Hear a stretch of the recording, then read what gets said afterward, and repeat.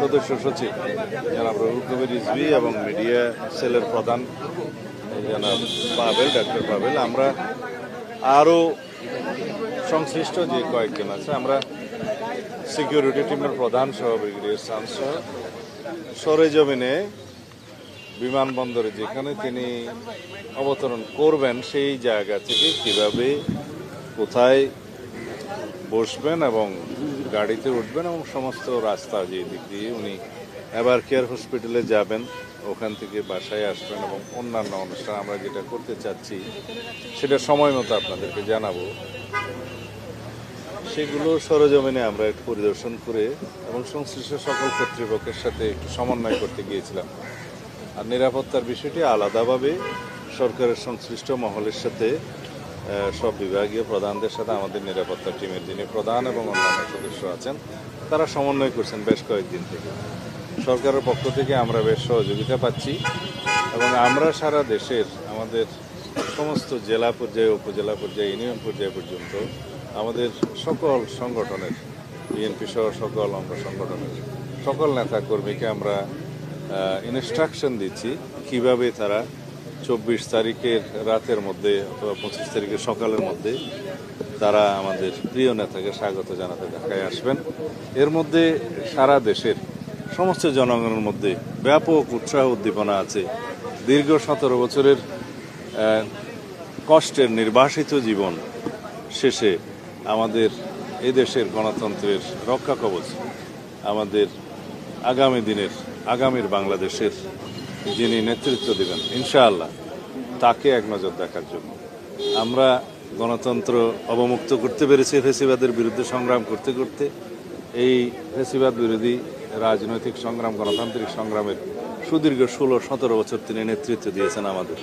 তো সুতরাং আমরা চাই যেন তার এই ঐতিহাসিক প্রত্যাবর্তন যেন বিগত 55 বছরের ইতিহাসে যেভাবে যা কিছু দৃষ্টান্ত হয়েছে তাকে ছাড়িয়ে যায় এবং আগামী 55 বছরের ইতিহাসেও যেন সেরকম কোনো ঐতিহাসিক ঘটনা না হয়, সেরকম একটা আমরা স্মরণীয় করে রাখার জন্যই আমাদের সমস্ত আয়োজন হচ্ছে। আশা করি সারা দেশের মানুষের জন্য অপেক্ষা করছে। আপনাদের সকলের সহযোগিতা প্রয়োজন। আমরা সময় মতো দেশের সকল media, electronic, print media, online media সহ সকলের সাথে এবং বিদেশি মিডিয়াও যারা এখানে কর্মরত আছে, কার্যকর আছে, তাদের সকলের সাথে কথা বলবো। আপনারা জানতে পারবেন। আমরা একটু নকশাগুলো চূড়ান্ত করি। কয়টা নাগাদ তিনি অবতরণ করবেন?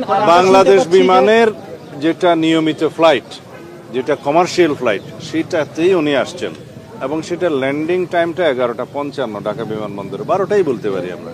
সংবর্ধনা 300 ফিটে দেওয়া হবে এমন একটা নিউজ আমরা জায়গাগুলো দেখছি, যেহেতু বাংলাদেশের জনগণ তাকে এক নজর দেখার জন্য উদ্গ্রীব হয়ে আছে, উন্মুখ হয়ে আছে এবং তার দুটো কথা শোনার জন্য উন্মুখ হয়ে আছে। সেই জন্য আমরা ব্যবস্থা করার চেষ্টা করছি কোন জায়গায় হলে সেটা ভালো হয় এবং আমরা সেটাকে অ্যাকোমোডেট করতে পারবো, সবাইকে আসতে পারবো, জনদুর্ভোগ যাতে না হয়, সব কিছু বিবেচনায় আমরা জায়গাগুলো পরিদর্শন করছি। আপনারা জানতে পারবেন।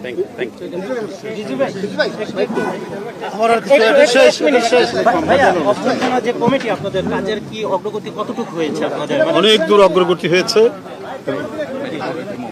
আমরা জাতীয় স্থায়ী কমিটির সদস্য জনাব সালাউদ্দিন আহমেদ তার নেতৃত্বে এটা বাস্তবায়নের জন্য আমরা যতদূর আমাদের এই পর্যন্ত এগোনো দরকার, আজকে কয় তারিখ? আজকে 18 তারিখ।